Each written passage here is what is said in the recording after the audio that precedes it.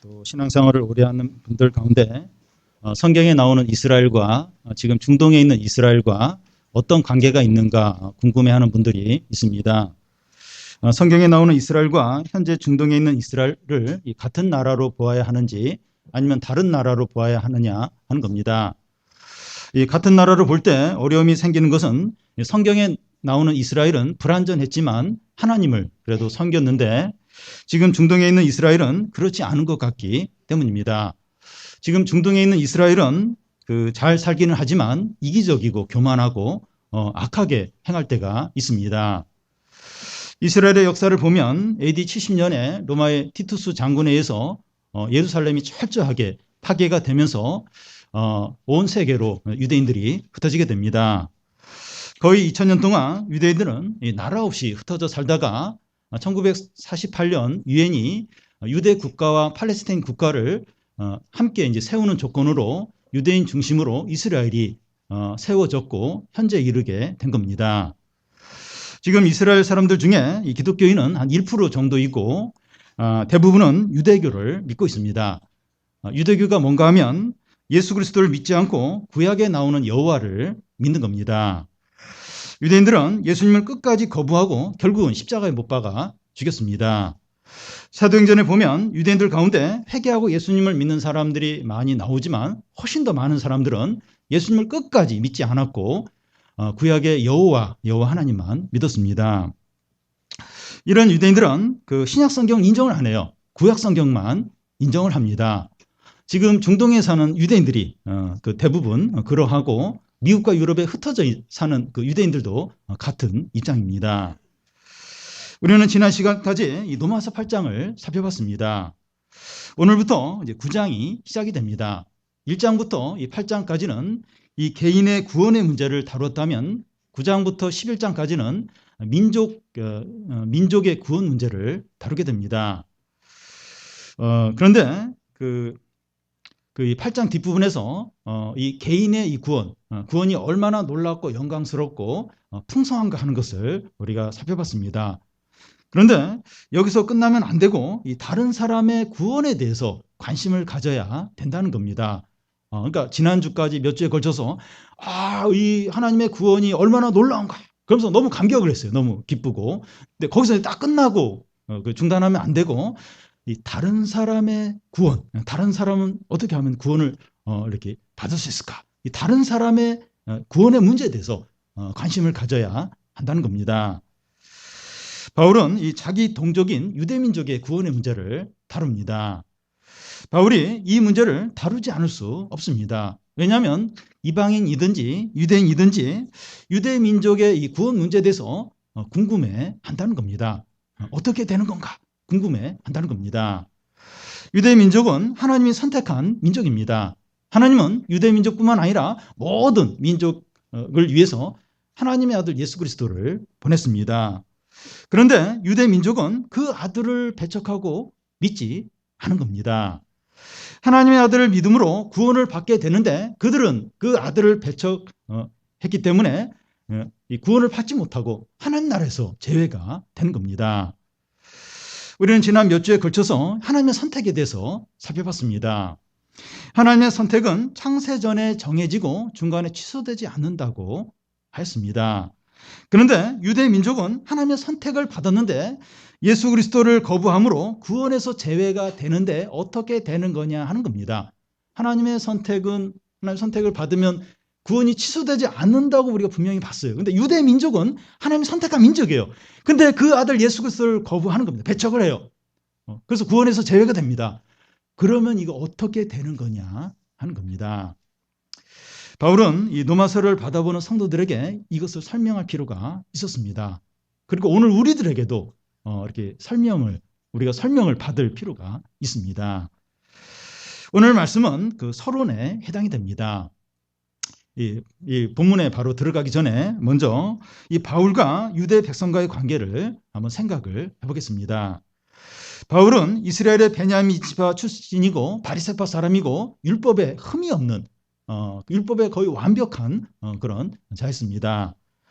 그가 율법과 하나님에 대해서 얼마나 열심히 많았는가 하면 기독교인들을 그렇게 미워하고 박해를 하고 해외 원정을 가서 기독교인들을 잡아올 정도로 그렇게 열심히 많았습니다. 그러던 중에 이 다메섹 도상에서 부활한 예수님을 만나고 거듭나게 됩니다. 그 후부터 이 바울은 예수님을 전하는 복음 전도자가 됩니다. 그때부터 유다 백성들은 이 바울을 너무 미워하는 거예요. 그러면서 박해를 이제 하게 됩니다. 그들이 바울을 미워하는 이유는 율법과 성전에 대해서 모독을 했다는 겁니다. 바울이 세계 곳곳을 다니면서 유대인들에게 율법을 지키지 말라, 그렇게 했다는 겁니다. 그리고 유대인들은 바울이 이방인들에게 복음을 전해서 구원받게 하는 것을 너무너무 싫어했어요. 유대인들은 이제 이방인들을 개같이 그렇게 여기는데 그들에게 복음을 전해서 그들이 하나님의 백성이 되고 이런 걸 너무나도 싫어했습니다. 사도행전에 보면 한 40명 정도가 바울을 죽이기 전까지는 내가 먹지도 않고 마시지도 않겠다, 이렇게 막 결심을 하고 그런 사람들이 40명 정도나 있었습니다. 바울은 유대인들에게 있어서 공공의적 1호였어요. 처치해야 될 그 wanted, number one 해서 바울, 그러니까 공공의 적이죠. 어떻게 해서든지 죽여야 된다. 그럴 정도로 너무나도 미워했습니다. 바울은 유대인들이 자기를 너무나도 시기하고 미워하는 것을, 싫어하고 미워하는 것을 잘 알았습니다. 그래서 유대민족의 구원의 문제를 말하기 전에 유대인들에 대해서 자기가 어떻게 생각을 하는가, 이것을 먼저 이제 말을 합니다. 바울은 지금 이제 그런 말을 하게 되는데 참말을 한다는 거예요. 거짓말을 하는 것이 아니라는 겁니다. 그 동족인 유대민족이 자기를 너무 미워해요. 근데 바울이 그 동족인 유대인들을 어떻게 생각하는가, 거기에 대해서 이야기를 하려고 하는데 참말을 한다는, 이 거짓말을 하는 게 아니라는 겁니다. 예수 그리스도와 성령이 내가 참말을 하는 줄 증거를 한다는 겁니다. 1절과 2절이 같이 붙어 있는데 1절과 2절을 이제 이렇게 분리를 해보면 그 1절은 내가 그리스도 안에서 참말을 하고 거짓말을 아니하노라, 내 양심이 성령 안에서 나와 더불어 증거하니. 2절은 나에게 큰 근심이 있는 것과 마음에 그치지 않는 고통이 있는 것을, 이렇게 두 절로 나눌 수 있습니다. 바울은 지금 자기가 하는 말이 어떤 말인지 설명을 하고 있습니다. 그가 지금 하는 말은 가볍게 하는 말이나 사람들의 기분을 좋게 하는 그런 말이 아니라는 겁니다. 우리는 이 다른 사람의 말을 받아들일 때 그가 어떤 사람인가, 또 말할 때 분위기가 어떠냐에 따라서 그 사람의 말을 바로 이제 받아들일 수도 있고 아니면 이렇게 불신을 할 수도 있습니다. 이 개그 콘서트나 예능 프로에서 나오는 그 오고 가는 이야기는 다 웃기려고 하는 얘기예요. 그거 뭐 주의 깊게 듣거나 막 받아 적거나 그럴 필요가 없습니다. 근데 이 대선 주자 토론회나 또 청문회 할 때는 시청자들이 주의를 기울여서 이렇게 듣는 것을 볼 수 있습니다. 또한 상대방에 대해서 이 불신의 마음이 있으면 그가 무슨 말을 해도 이렇게 불신을 하게 됩니다. 유대인들은 바울에 대해서 깊은 불신과 편견과 오해를 가지고 있기 때문에 이 콩으로 매주를 쓴다고 해도 믿지 못할 상황입니다. 바울은 이런 유대인들에 대해서 내가 참말을 하고 거짓말을 하지 않는다고 말합니다. 내가 지금 하는 말은 진실하다는 거예요. 그 증거가 그 1절 앞에 그리스도 안에서 이렇게 하는 겁니다. 이 그리스도 안에서 하는 말은 내가 그리스도 앞에서 참말을, 그리스도 안에서 참되다는 겁니다. 바울은 자기 신념이나 이 다른 사람의 지지를 의지하는 것이 아니라 그리스도 앞에서 참되다고 하는 것을 의지를 하고 있습니다. 내가 이렇게 하는 말에 대해서 얼마나 지지자들이 많은 줄 알아? 얼마나 나를 이렇게 따르는 자들이 많아? 팔로워가 몇만 명인지 알아? 뭐 그런 걸 이렇게 의지하는 것이 아니라 이 하나님 앞에서, 그리스도 앞에서 내가 얼마나 참된가, 이걸 이제 의지를 하고 있습니다. 내가 확신한다, 내가 이걸 절대적으로 믿는다, 어떤 자기 신념을 말하는 것이 아니라 내가 그리스도 앞에서 참되다, 이걸 이제 의지를 하고 있습니다. 바울은 고린도후서에서 이 다른 사람이 자기를 평가하는 것을 작은 것으로 여기고 나도 내 자신을 판단하지 않는다고 말합니다. 그러니까 다른 사람들이 막 평가를 하는데 그게 옳을 수도 있지만 틀릴 수도 있다는 겁니다. 여러분, 그 많은 지지자들이 있고 막 여론이 막 이렇게 막 그 사람을 지지한다고 해서 옳은 게 아니에요. 여러분, 세계 2차 대전이 일어날 때 이 독일의 그 히틀러를 국민들이 90% 이상 지지를 했습니다. 그 결과가 뭔가 하면 5천만 명의 희생자를 가져온 거예요. 그 엄청난 지지를 받아서 한 일이 그 전쟁을 일으키고 수천만 명의 사람들을 이렇게 그 사망으로 이끌게 한 그런 겁니다. 그래서 뭐 이 다른 사람들이 지지하고 평가하는 게 꼭 옳은 게 아니라는 거예요. 그래서 다른 사람의 판단을 작은 일로 여기고 나도 나 자신을 판단하지 않는다는 겁니다. 괜찮은 사람이에요. 훌륭한 사람이에요. 근데 자기를 너무 막 열등감에 빠지고 막 그러면서 막 극단적인 행동을 하는 사람들이 있습니다. 또 자기는 그렇게 좋은 사람이 아닌데 자기를 또 너무 막 대단하게 좋게 막 그 환상적으로 여길 수도 있는 거예요. 그래서 자기 자신도 이렇게 자기 자신에 대해서 이렇게 판단하는 걸 믿지 않는다는 겁니다. 바울이 믿는 것은 내가 하나님 앞에서 어떤 평가를 받는가, 그리스도 앞에서 내가 참된가, 그것만을 자신은 신뢰하고 의지를 한다는 겁니다. 근데 우리는 그 믿음으로 사는 자들이기 때문에 이 자기 도취와 자기 착각에 빠지기가 쉽습니다. 여러분, 믿지 않는 사람은 상식과 이성에 따라서 이렇게 해요. 그리고 다른 사람의 어떤 평가에 민감합니다. 근데 그리스도인은 이 다른 사람의 이런 그런 평가보다도 믿음으로 이렇게 살기 때문에 자기 도취와 자기 착각에 빠지기가 쉽다는 겁니다. 상식에 맞지 않는 행동을 하면서도 자기는 아무 문제가 없는 것으로 여길 수 있다는 겁니다. 이제 10여 년 전에 그 저희 가족이 이제 지방을 갔다가 이제 서울로 이제 올라오면서 우등고속을 타고 올라왔습니다. 우등고속을 보면 자리 두 개가 이제 붙어 있고 자리 하나가 이제 떨어져 있는데 우리 세 가족이 이제 자리 한 자리씩 차지해서 올라오고 있었습니다. 그때 저희 아이가 이제 어렸기 때문에 제가 이렇게 애랑 놀기도 하고 또 좀 책도 읽기 위해서 이렇게 오면서 이제 몇 번 이제 자리를 이제 이렇게 옮겼습니다. 그때 운전기사가 저에게 손님 왜 운전 중에 그렇게 왔다 갔다 하세요? 제가 손님 때문에 얼마나 신경이 쓰이는지 아세요? 이런 말을 하는 겁니다. 저는 뭐 너무 당황하고 부끄러웠어요. 저는 전혀 이렇게 피해를 줄 생각을 안 했어요. 근데 저의 행동이 다른 사람에게 이제 큰 어떤 피해를 주고 있었던 겁니다. 우리는 매사에 이 다른 사람의 반응을 통해서 우리 자신을 돌아보는 것이 필요합니다. 그리스도인은 더더욱 이렇게 사람들의 어떤 그런 어떤 평가나 이런 부분을 통해서 이제 자신을 돌아볼 필요가 있어요. 왜냐하면 우리는 너무 이제 이렇게 믿음으로 살기 때문에 나는 옳다 이런 어떤 이렇게 착각을 하기 쉽기 때문입니다. 그럼에도 불구하고 이 그리스도인들은 이 다른 사람들로부터 비난을 받고 또 자기 자신에 대해서 의심이 들더라도 하나님 앞에서 참되다는 것을 붙들 필요가 있다는 겁니다. 그러니까 사람들의 어떤 그런 평가나 하는 말들 또 자신이 자기를 돌아보는 그런 거 해야 돼요. 근데 그럼에도 불구하고 그런 걸 이렇게 좀 소홀히 여기면서까지 하나님 앞에서 자기가 참되다 이런 걸 붙들어야 할 때가 있다는 겁니다.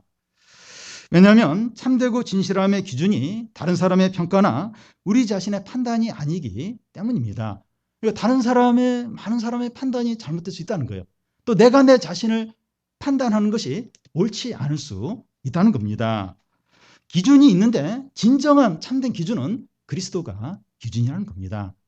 하나님이 어떻게 말씀하시는가? 하나님이 어떻게 평가하시는가? 내가 그리스도 앞에서 어떤 모습인가? 이게 가장 옳은 이제 기준이라는 겁니다. 우리는 한 번씩 그 아무에게도 인정받지 못할 때가 있습니다. 부부 관계에서나 가족 관계에서나 친한 친구 관계에서나 심지어 교인들 안에서조차 인정을 받지 못할 때가 있습니다.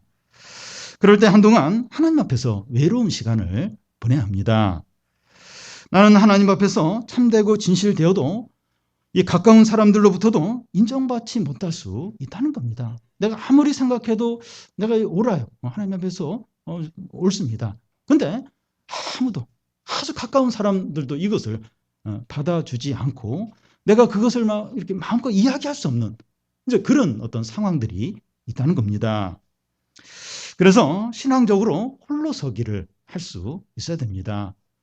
이 신앙적인 홀로서기가 어떤 건가 하면 하나님과 내가 독대하는 것을 말합니다. 하나님 앞에 나아가서 자신의 참 하고 싶은 얘기들, 속상한 이야기들, 그걸 다 이제 쏟아 놓는 겁니다. 그러니까 누구에게도 이렇게 말을 할 수 없는, 자기 해도 뭐 이렇게 어떤 면에서 이해도 못하고 또 이렇게 뭐 더 이제 이렇게 좀 이렇게 오해를 받을 수 있고, 그래서 아무한테도 이렇게 자신의 걸 쏟아 놓을 수 없는데 하나님께 나아가서 자신의 모든 것을 쏟아놓는 거예요. 다 말씀드리고 자신의 문제를 하나님께 다 맡기는 겁니다. 그리고 의지할 사람이나 의지할 게 없어요. 아무것도 없는데 하나님의 말씀만을 의지하는 겁니다. 이게 바로 이제 하나님을 독대하는 것이고, 이 하나님 앞에서 이제 신앙적인 홀로서기를 하는 겁니다. 이게 왜 필요한가 하면, 이게 안 되면 자꾸 사람을 지나치게 의지하게 돼요. 사람에게 매이게 되고 사람의 말에 좌지우지하게 된다는 겁니다. 그러니까 하나님보다 사람을 더 중요시 여기는 거예요. 사람을 더 의지하는 거예요. 그래서 그 사람들이 나를 좀 이렇게 안 좋아하는 것 같으면 그럼 너무 힘들어하고, 또 막 사람에게 뭔가 기대했는데 그게 안 채워지면 화를 내고 분노를 하게 되는 겁니다. 그렇게 되지 않을 수가 없어요. 여러분, 이 부부 관계가 행복하려면, 믿는 부부 관계의 경우에 신앙적인 홀로서기를 해야 됩니다. 부부가 가깝죠. 서로 의지를 해야 되죠. 근데 이렇게 하나님보다도 이렇게 남편을, 하나님보다도 아내를 더 의지하게 되면 반드시 미워하게 돼요. 분노하게 되고 불평을 하게 된다는 겁니다. 여러분, 똑같아요. 이렇게 똑같이 다 부족하고 어려운데 너무 지나치게 요구를 하는 거예요. 본인은 지나치다고 생각을 안 해요. 근데 내가 신뢰하니까, 사랑하니까 기대를 하는 겁니다. 절대로 그 기대를 채워주지 못합니다. 그럴 때면, 안 채워지면 그다음에 화를 내고 불평을 하고 미워하게 되는 겁니다. 여러분, 신앙적인 홀로서기를 해야 돼요. 그러니까 어느 정도 이제 사람을 의지하고 신뢰를 하지만 그 이상은 하나님께 나아가서 하나님께 부르짖고 하나님께 말씀드리고 하나님께 체험받고 하나님을 의지하고 하나님의 말씀 붙들고 신앙적인 홀로서기를 해야 됩니다. 그래야 부부관계가 행복해요. 행복합니다. 그래서 막 뭘 이렇게 바라고 막 그러기보다는 참 이렇게 좀 도와주려고 하고 받아주려고 하고, 이제 서로 그러면 서로 행복하죠. 부부관계뿐만 아니라 가족관계에 있어서, 사랑과의 관계에 있어서, 사랑 관계에서 신앙적인 홀로서기를 하는 게 얼마나 필요한지 몰라요. 하나님보다 사람을 의지하면 반드시 싸우게 돼요. 미워하게 돼요. 불평하게 됩니다. 그리고 관계가 다 깨지는 거예요. 물론 그러다가 다시 회복이 되긴 하지만, 예. 여러분, 예, 하나님 앞에서 혼자 이런 걸 좀 하신 적 있습니까? 그렇게 하십니까? 그렇게 안 한 분들은 그걸 하셔야 돼요. 그냥 모든 거 다 내려놓고 하나님 앞에 한번 서는 거예요. 서서 자신의 이야기를 하고 말씀을 드리고, 그리고 아무도 없다 할지라도, 의지할 게 아무것도 없다 할지라도 하나님 의지합니다. 하나님 말씀 의지합니다. 그러면서 홀로서기를 해야 이 사람들 관계가 온전히 회복이 됩니다. 이게 안 되니까 너무 사람에게 매이는 거예요. 사람 눈치를 보게 되고 사람의 말에 너무 좌우되는 거예요. 행복하지가 않아요. 행복하지 않습니다. 여유가 없어요. 신앙적인 홀로서기. 그리스도 앞에서 하나님의 평가가 뭐냐? 하나님 나에게 뭐라고 말씀하시냐? 내가 하나님 앞에서 어떤 자인가? 이걸 분명하게 하고, 그래서 누가 무슨 말을 해도, 뭐 사람들이 뭐 인정을 안 해도, 그래도 흔들리지 않도록 다 견고한, 이게 이제 그 신자의 이제 모습이죠. 바울은 이 참말을 하고 있다는 사실을 이제 그리스도에게 이제 호소를 하고 있습니다. 근데 그는 더 나아가서 성령께 또 호소를 하고 있습니다. 1절 끝에 보면 내 양심이 성령 안에서 나와 더불어 증언을 한다는 겁니다. 어떤 사람이 지나치게 욕심대로 하고 악한 행동을 할 때 주위에서 저 사람은 양심도 없다고 이제 그런 말을 합니다. 양심 있으면 어떻게 저런 행동을 할 수 있을까? 어떻게 저런 말을 할 수 있을까? 이제 하는 겁니다. 요즘 뉴스나 신문에서 이렇게 부모가 그 자녀를 학대하는 이런 걸 보면서 참 어떻게 그럴 수 있을까? 어떻게 양심이 있으면 어떻게 저럴 수 있을까? 이제 하는 생각을 하게 됩니다. 여러분, 사람들이 양심대로 살기만 하면 이 세상은 훨씬 더 좋은 것이 될 것입니다. 그런데 왜 사람들이 양심대로 살지 않습니까? 이 양심이 강제성이 없기 때문입니다. 양심에 찔릴 때 양심에 순종할 수도 있고 거부할 수도 있습니다. 양심에서 안 돼, 그건 죄야, 하지 마. 근데 그걸 무시하는 거예요. 무시하고 해버리는 거예요. 그러면 양심은 더 어떻게 할 수 없다는 거예요. 막 위를 뒤틀거나 창자를 막 양심이 끌어당겨서 막 강제로 막 이렇게 나쁜 짓 못하게, 양심은 그렇게 못하는 거예요. 근데 양심을 무시하면 양심은 그냥 무시를 당하게 됩니다. 그리고 양심의 찔림을 받는데 자꾸 양심을 무시해요. 그러면 양심이 마비가 돼요. 그래서 더 이상 양심의 찔림을 받지 않게 됩니다. 여러분, 거짓말을 이렇게 처음 할 때는 막 떨려요. 말도 더듬어요. 근데 거짓말을 자주 하다 보면 더듬지도 않고 떨지도 않고 표정도 바뀜없이 아주 자연스럽게 거짓말을 하게 된다는 겁니다. 양심이 마비가 됐기 때문에, 더 이상 찔림이 없기 때문에 이제 그렇게 되는 겁니다. 그럼 사람이 양심대로만 양심대로만 하면 다 되느냐? 할 수 있는데 이 양심대로 해도 한계가 있다는 겁니다. 요한복음 8장에 보면 간음하다가 붙잡힌 여자를 사람들이 이제 예수님께로 데리고 옵니다. 율법에는 돌로 치라고 되어 있는데 어떻게 할까요? 이렇게 묻습니다. 사람들은 예수님을 큰 함정에 빠뜨리거나 이 여자를 돌로 치려고 그런 악한 마음을 가지고 지금 이렇게 하고 있는 겁니다.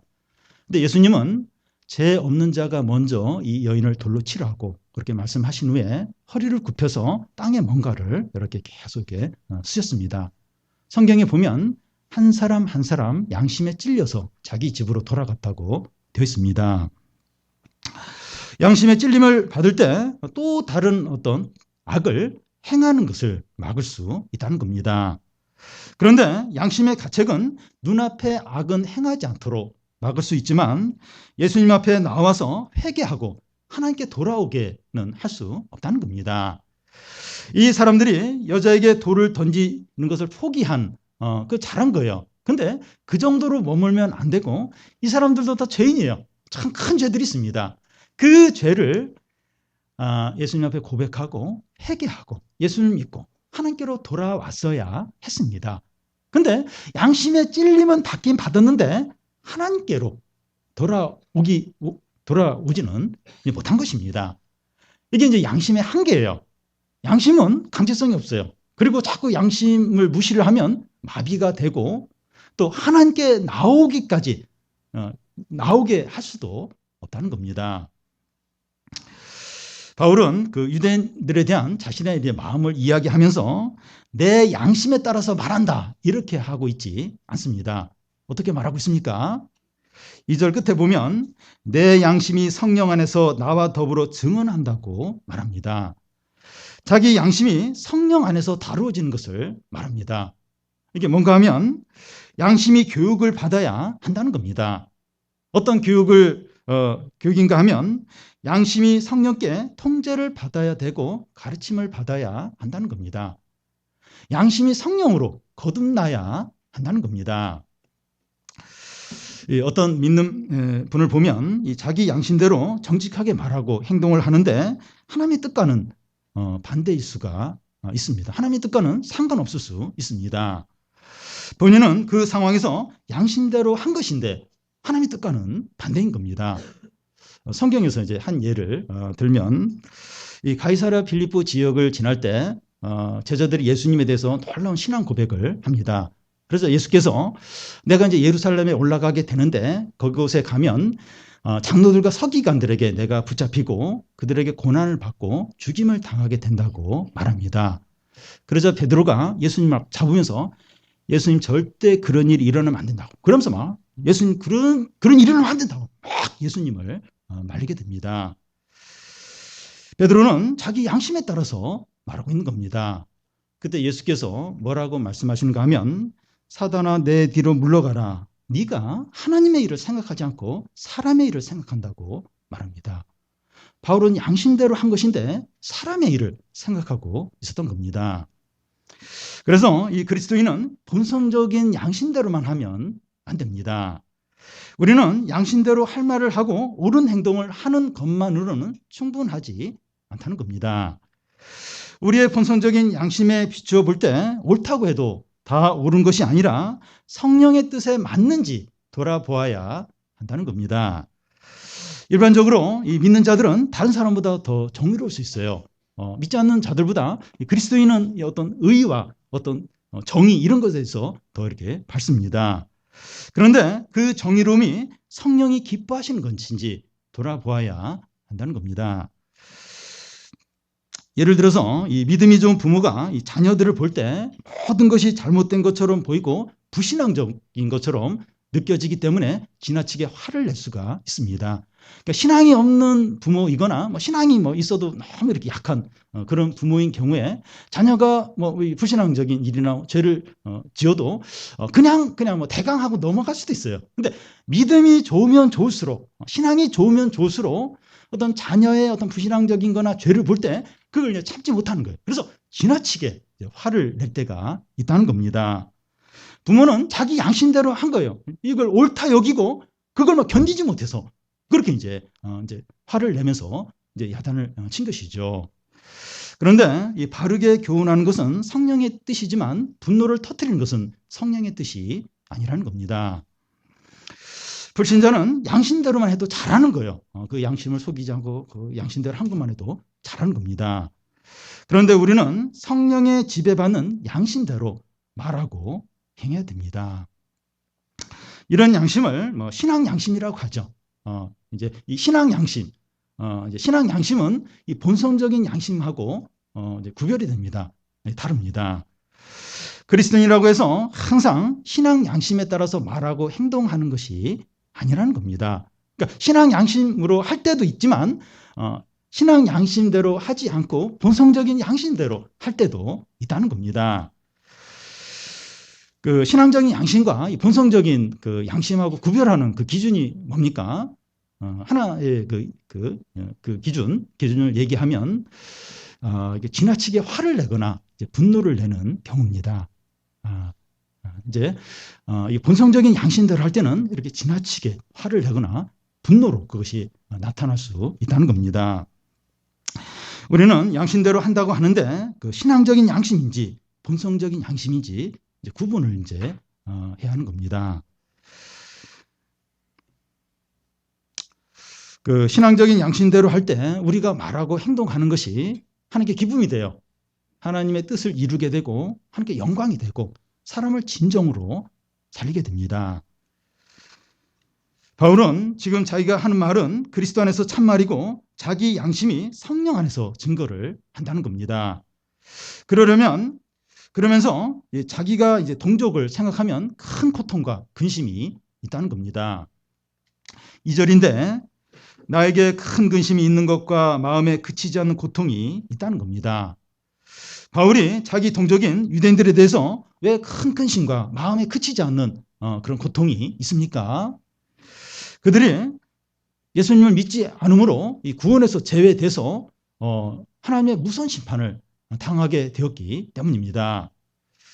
바울은 자기 동족을 생각하면 마음이 너무 아픈 거예요. 너무나도 고통스러운 겁니다. 그런데 바울은 자기 동족에 대해서 이렇게 생각하는데 유대인들은 바울에 대해서 어떻게 생각을 합니까? 사도행전에 보면 바울이 가는 곳마다 따라다니면서 괴롭히고 고통을 주고 핍박을 했습니다. 바울이 자기가 당한 고난을 말한 적이 있는데 40대에서 하나 감한매 39대인데 이걸 5번이나 맞았고 채찍질을 수없이 당했고 감옥에 gat히고 근데 이런 일들이 유대인들이 직접 간접적으로 다 관여를 했습니다. 유대인들은 이 바울을 철거머리처럼 따라다니면서 모함하고 괴롭히고 고통을 줬습니다. 근데 바울은 자기 동족 유대인들에 대한 마음이 어떻습니까? 큰 근심이 있고 마음에 그치지 않는 고통이 있다는 겁니다. 자기 동족을 생각하면 밤에 잠이 오지 않아요. 속이 타들어가는 것 같은 그런 아픔이 있는 겁니다. 바울이 자기 동족에 대해서 이럴 수 있는 이유가 무엇입니까? 이 자기 동족애가 너무 강해서 그런 겁니까? 아니면 애국심이 너무 커서 그런 겁니까? 바울은 과거에 자기도 유대인들처럼 이렇게 산 적이 있었습니다. 유대인들이 자기에게 하는 게 너무 이해가 잘 되는 거예요. 자기도 그 기독교인들 막 핍박하고 잡아들이고 막 이렇게 괴롭히는 그런 삶을 이제 과거에 살았기 때문에 유대인들이 자기에게 하는 게 너무나도 이해가 잘 되었던 겁니다. 근데 바울은 하나님의 은혜로 예수님을 믿게 되었고 지금 변화된 새 삶을 살고 있습니다. 자기도 하나님의 은혜가 아니었다면 지금도 유대인들처럼 계속 그렇게 살았을 거라는 것을 알고 있는 겁니다.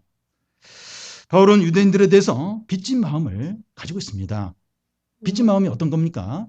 예를 들어서 이 조직폭력배에서 오랫동안 수십 년을 했던 사람이 거기서 떠나서 이제 새 사람이 되었는데 오늘 길을 가면서 옛날에 자기와 같이 이렇게 활동했던 후배 이제 폭력배를 만나게 되었을 때 마음이 너무 아픈 거예요. 너무나도 이제 안타까운 겁니다. 이제 만나고 나서 이제 연락이 되면서 다시 또 찾아와서 또 막 괴롭히면서 우리 다시 옛날 하자고 막 그런 괴롭힘을 당할 때 막 그들이 막 밉기보다도 더 마음이 아픈 거예요. 더 마음에 어떤 고통이 이제 있는 겁니다. 바울은 유대인들이 자기를 미워하고 비난할수록 그들이 밉기보다는 마음이 막 타들어가는 것 같은 너무나 큰 고통과 아픔이 바울 안에 있는 겁니다. 여러분 우리에게 이 가족이나 친척이나 친구들 사이에서나 회사 동료들에게서나 참 우리를 미워하고 싫어하고 괴롭히는 사람들이 있을 수 있습니다.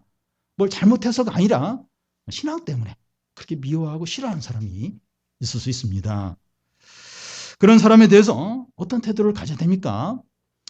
우리도 예수님을 믿기 전에 그랬고 예수님을 믿지 않았다면 우리도 믿는 사람들 기독교인들 막 욕하고 교회에 대해서 욕하고 하나님을 대적했을 거라는 겁니다. 그들을 복수할 생각을 하기보다는 불쌍히 여기고 안타깝게 여기는 거죠. 나도 이렇게 예수님 믿지 않았으면 변화되지 않았으면 막 이렇게 죄 지으면서 뭐 세상에 빠져서 막 교회 욕하고 믿는 사람들 막 이렇게 놀리고 막 이제 그렇게 했을 텐데 너무 이제 그렇게 하는 사람들이 이제 이해가 되는 겁니다. 불쌍하죠. 안타깝죠. 그래서 막 복수하기보다는 너무 참 마음이 아프고 힘들고 그들을 위해서 이제 기도를 하는 것이죠. 혹 뭐 복수할 것이 있다면 복수를 너무 이렇게 막 하고 싶은 마음이 있다면 하는 게 맡기는 겁니다. 하나님 좀 이렇게 그것을 좀 이렇게 해결해 달라고 하는 게 맡기고 우리는 이제 빚진 마음으로 이제 불쌍히 여기고 그들을 위해서 이제 기도를 하는 거죠. 바울은 자기 동족에게 어떻게까지 여기고 있습니까? 3절을 보면 나의 형제 곧 고류교 친척을 위하여 내 자신이 저주를 받아 그리스도에게 끊어질지라도 원하는 바로다. 바울은 자기 동족에 대해서 나의 형제 곧 고륙 친척이라고 말하고 있습니다. 이 고륙 친척이라고 하는 것은 육신의 가족을 가리킵니다. 그리스도인에게는 육신의 가족과 신앙의 가족이 있습니다. 예수님을 믿기 전에는 육신의 가족이 전부였습니다. 그런데 예수님 믿은 후에는 육신의 가족과의 관계에 본질적인 어떤 분리가 일어나게 됩니다. 그러니까 부모를 뭐 미워하거나 싫어하거나 가족들을 그런 건 아니에요. 근데 예수님을 믿으면서 육신의 가족 관계에서 어떤 본질적인 어떤 깊은 분리가 일어나는 겁니다. 달라진 건 아무것도 없어요. 예수님을 믿은 것 뿐인데 그러면서 마음이 이렇게 하나가 되지 않는 이제 그런 것을 이제 느끼게 되는 겁니다. 이제 그러면서 이렇게 그리스도 안에서 새로운 가족을 이제 얻게 됩니다. 한 번은 예수께서 어느 집에서 가르치고 계시는데 예수의 모친과 동생이 예수님을 이제 찾으러 왔습니다. 한 사람이 예수님께 당신의 그 모친과 형제와 자매가 밖에서 부른다고 이야기를 합니다. 그래서 예수님은 누가 내 모친이고 동생이냐 하면서 하늘에 계신 내 아버지 뜻대로 행하는 자가 내 형제요 자매요 모친이라고 이렇게 하십니다. 예수님을 믿는 모든 자들은 하나님 안에서 한 가족이라는 겁니다. 그래서 그리스도인에게는 육신의 가족과 신앙의 가족을 동시에 이렇게 갖습니다. 그러니까 육신의 가족이 실제적이죠. 실제적인데 신앙의 가족도 똑같이 실제적이고 참되다는 겁니다. 오히려 신앙의 가족이 더 실제적이고 참되고 본질적일 수 있는 겁니다. 육신의 가족을 무시하고 이제 소홀히 해도 된다는 것이 아니라 신앙의 가족이 더 본질적인 거예요. 더 참된 겁니다. 자신 안에 고민하는 힘든 이야기를 육신의 가족, 믿지 않는 가족에게는 이야기하지 못하지만 같은 신앙 안에서 가족에게는 이제 그 이야기를 이제 이렇게 이제 하게 되는 겁니다. 어떤 사람이 그리스도인이 되었는가 테스트하는 것 중에 하나가 이것입니다. 그의 신앙의 가족에 그가 이제 신앙의 가족에 속해 있는가, 또 그에게 신앙의 가족이 더 우선적인가, 실제적인가 하는 겁니다. 그러니까 어떤 사람이 그 사람이 진짜 거듭났는가, 구원받았는가, 하나님의 자녀가 되었는가, 그걸 이제 이렇게 알 수 있는 그런 테스트 중에 하나가 그 사람에게 신앙의 가족이 있는가. 신앙의 가족과 육신의 가족이 있는데 신앙의 가족이 더 실제적이고 참된가 하는 것을 보는 겁니다. 신앙의 가족 그런 게 있는가? 나 그런 거 모르는데 육신의 가족이 전부인 그런 사람은 아직 거듭났다고 보기가 어렵습니다. 그러면 이 그리스도인이 된 사람에게 육신의 가족은 어떤 의미가 있습니까? 신앙의 가족이 참되고 실제적이니까 이제 육신의 가족은 무시하고 무책임해도 되는 겁니까? 우리 교회에서 후원하는 그 선교사님들 중에 캐나다에서 이제 선교하시는 이미력 성경남 선교사님 계시고 또 영국에서 사역하시는 송경민 선교사님이 계십니다. 그런데 이분들이 이제 그 기도 제목을 이렇게 보내오는 걸 보면 제일 마지막에 어떤 기도 제목이 있는가 하면 우리 부모님의 구원을 위해서 기도해 달라고 이제 그 기도 제목이 항상 있습니다. 다른 나라 사람들에게 복음을 전하면서 이렇게 천국 가야 된다고, 구원받아야 된다고 그렇게 전하면 전할수록 고국에 있는 믿지 않는 부모님이 생각이 나는 거예요. 너무나 마음이 아픈 겁니다. 선교를 하면 할수록, 다른 영혼을 위해서 기도하면 할수록 우리 부모님은 구원 받으셔야 되는데, 우리 부모님 이렇게 천국 가셔야 되는데, 예수님 믿어야 되는데, 그런 마음이 너무나도 그들 마음 안에 이제 가득한 겁니다. 바울은 그리스도 밖에 있는 자기 동족에 대해서 어떤 태도를 가지고 있습니까? 3절에 보면 내 자신이 저주를 받아서 그리스도에게 끊어질지라도 원하는 바라는 겁니다. 여기 저주가 나오는데 히브리어로 헤렘이라는 것과 같은 의미입니다. 이 헤렘이 어떤 건가 하면 그 여호수아에서 보면 그 여리고 첫성을 이렇게 정복을 하게 되는데 여리고 성에 있는 모든 것은 헤렘이다. 하나님께 바쳐졌다. 이렇게 선언을 하게 됩니다. 사람이나 가축이나 다 진멸을 하고 모든 걸 불태워버리고 금은은 하나님께 이제 바치는 겁니다. 이게 헤렘입니다.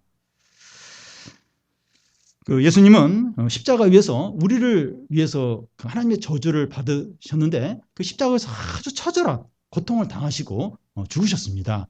이것도 일종의 헤렘이라고 할 수가 있습니다. 그러니까 예수님이 우리의 죄를 위해서 십자가에서 하나님의 저주를 받은 거예요. 하나님의 진멸을 이제 받은 거기 때문에 헤렘이라고 할 수가 있습니다.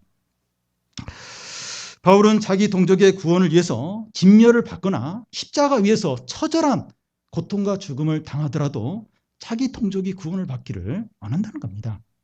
내가 하나님의 심판을 받아서 완전히 박살나고 모든 것이 끝장나고 그리스도에게서 끊어진다 할지라도 우리 동족이 구원을 받기를 원한다는 겁니다. 우리 가족 중에 또 이렇게 부모님 중에 또 친척 중에 친한 친구 중에 너무 사랑하기 때문에 그런 마음이 들 수가 있어요. 내가 진멸을 당하고 내가 버림을 당하고 내가 죽임을 당하고 모든 것을 잃어버린다 할지라도 우리 부모님이 우리 가족이 내 친한 친구가 구원받기를 원한다. 이런 이제 마음이 들 수 있는 겁니다. 이제 바울이 지금 그런 겁니다. 모세도 이 자기 종족을 위해서 내 이름이 하나님의 생명책에서 지워지기를 원한다. 그런 요구를 지워달라고 그런 요청을 한 적도 있습니다. 여러분 우리가 그리스도인이 되면 육신의 가족에 대해서 무관심해지거나 무책임해지는 것이 아닙니다. 가족들이 하나님을 모르고 어두움 가운데 사는 것을 보면서 큰 근심이 있고 그치지 않는 고통이 있다는 겁니다. 여러분 신자가 되면 그 가족에 대해서 믿지 않는 가족에 대해서 더 큰 사랑과 관심을 갖게 됩니다. 용돈 조금 더 드리고 뭐 조금 잘해드리고 이런 차원이 아니라 진짜 가족들을 불쌍히 여기는 거예요. 가족들에 대한 어떤 진정한 관심을 갖게 되는 겁니다. 하나님의 은혜와 구원을 누리는 사람은 아직 구원받지 못한 가족들에 대해서 이런 안타까움과 타들어가는 고통이 있다는 겁니다. 보면 믿지 않는 가족이, 믿지 않는 친척이 돈도 많고 큰 집에 살고 있고 부족함이 없을 수 있어요. 근데 너무나 아픈 거예요. 너무나 불쌍한 겁니다. 너무나 안타까운 마음이 드는 겁니다. 그분들을 생각하면 눈물이 생기는 거예요. 그러니까 하나님의 구원의 풍성한 은혜를 맛본 사람은 구원받지 못한 가족들에 대해서, 자기가 아는 사람에 대해서 이런 탄식과 아픔이 있다는 겁니다. 이것은 마치 이 가족력으로 이제 심각한 질병으로 온 가족들이 고생을 하는데 그 중에 한 사람이 질병에서 나았을 때 아직 질병으로 고생하는 가족들을 보면서 안타까워하는 것과 같습니다. 온 가정이 희귀병으로 다 고생을 해요. 너무나 고생합니다. 근데 한 사람이 나았어요. 그럴 때 아직 그 희귀병으로 고생하는 가족들을 보면서 너무나 마음이 아프죠. 빨리 우리 가족들 나아야 되는데 그런 안타까움과 같다는 겁니다. 여러분, 우리가 천국의 기쁨과 풍성함을 알고 지옥의 고통과 비참함을 안다면 믿지 않는 가족과 친척과 친구들에 대해서 이런 안타까움을 갖는다는 겁니다. 그런데 저도 그렇고 우리들이 믿지 않는 가족과 친척과 친구들에 대해서 이런 안타까움이 생기지 않는 이유가 뭡니까?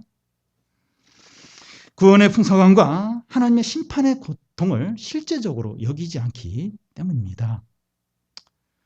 경제적인 문제나 또 이렇게 이렇게 어떤 대학 입시 문제나 취직 문제나 결혼 문제나 어떤 진로 문제나 이런 건 굉장히 실제적으로 여길 수 있어요. 그거 가지고 막 기도를 할 수는 있는데 이 구원의 문제, 이 구원받지 않으면 지옥에 영원히 떨어지게 되는데 이거에 대해서는 실제적으로 여기지 않는 겁니다. 그래서 우리 안에 믿지 않는 가족과 친척에 대해서 이런 간절함, 애타는 마음, 속이 타들어간 같은 이런 고통이 우리 안에 적은 겁니다. 만약에 한 달 후에 전쟁이 일어난다거나 큰 지진이 일어나거나 또 큰 재난이 있다면 우리는 다른 거 다 제쳐놓고 그 재난을 어떻게 하면 피할 수 있을까? 그런 준비를 할 것입니다. 그런데 하나님의 무서운 심판이 준비되어 있고 언제든지 임할 수 있는데 우리들은 그것을 무시하고 준비를 하지 않는다는 겁니다. 주님은 그날이 언제 올지 모르니까 깨어있으라고 말씀하십니다. 언제 올지 모르니까 너희들은 깨어서 준비하라고 하시는데 우리는 먹고 마시고 대학 가고 취직하고 돈 버는데 모든 관심이 다 가 있을 수 있다는 겁니다. 먹고 사는 거, 이렇게 취업하는 거, 대학 가는 거 이게 중요하지 않다는 것이 아닙니다. 여기에 전부. 이게 실제적이고 이게 참되고 이게 영원한 것처럼 여기면서 하나님의 말씀과 하나님의 심판과 주님이 다시 오시는 또 이 천국과 지옥에 대해서는 실제적으로 여기지 않는다는 겁니다. 여러분, 이 세상이 실제적이라면 죽음 후에 영원한 세계도 실제합니다. 여러분, 만약에 이 세상이 전부 다 죽으면 사람이 그냥 끝나고 다 먼지처럼 사라진다. 그렇다면 우리는 너무나도 어리석은 사람입니다. 이렇게 하면 안 돼. 이 시간에 이렇게 하면 안 되고 술 먹고 놀고 온갖 죄를 짓고 하고 싶어 다 해도 돼요. 왜냐하면 죽으면 먼지처럼 싹 사라져요. 모든 게 끝나요. 지금 이렇게 우리가 하는 것은 헛수고를 하는 게 된다는 겁니다. 만약에 죽음으로 모든 게 끝난다면 이 세상은 너무나도 불의한 세상입니다. 얼마나 악하고 교만하고 탐욕적인 사람이 편안하게 죽는 사람이 얼마나 많은지 몰라요. 얼마나 의롭고 선하게 사는데 그 죽음을 비참하게 사는 사람이 많은지 모른다는 겁니다. 영원한 세계는 반드시 있어요. 하나님의 말씀대로 천국과 지옥이 반드시 있습니다. 여러분, 이 사람들의 어떤 악함들 보면 너무나도 악해요.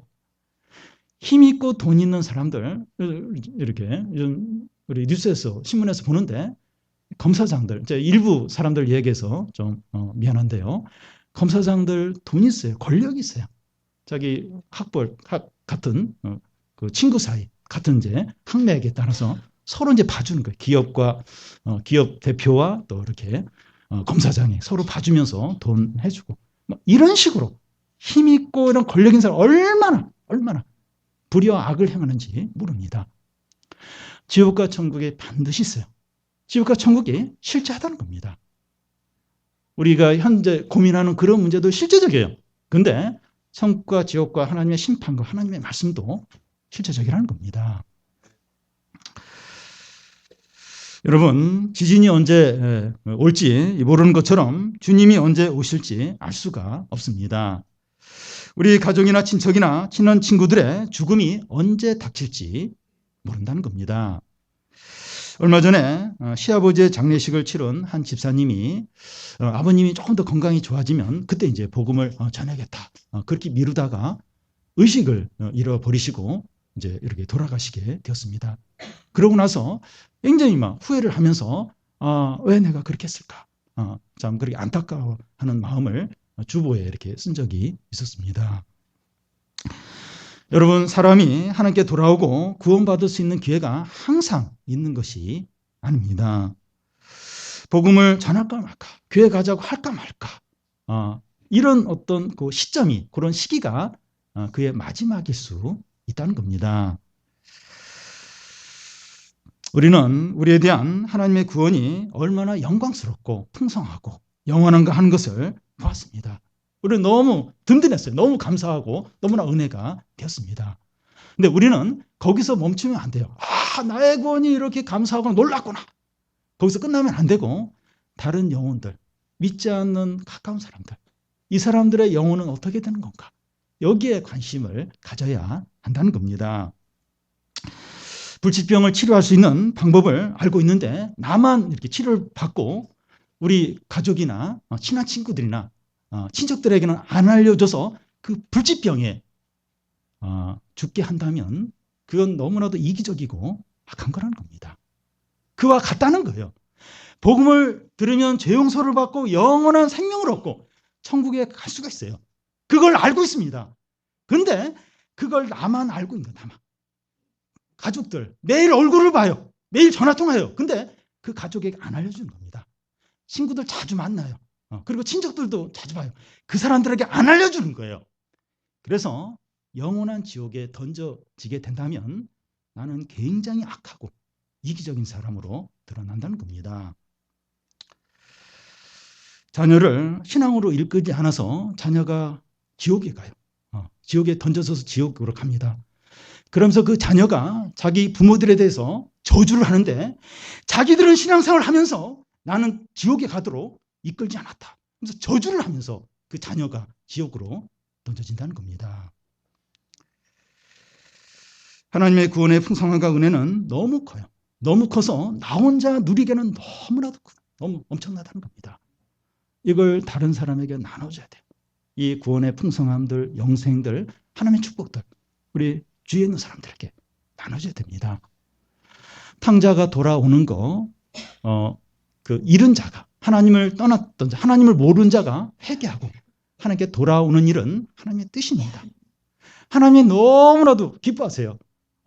잃은 양을 찾았을 때 목자가 기뻐하면서 잔치를 벌린 것처럼 한 영혼이 돌아오고 탕자가 돌아오고 이렇게 믿지 않는 자가 회개하고 돌아오는 거 하나님이 너무나도 기뻐하십니다. 우리가 그 일들을 적극적으로 하기를 하나님은 원하십니다. 우리는 빚진 자들입니다. 하나님의 은혜와 사랑에 빚진 자들이에요.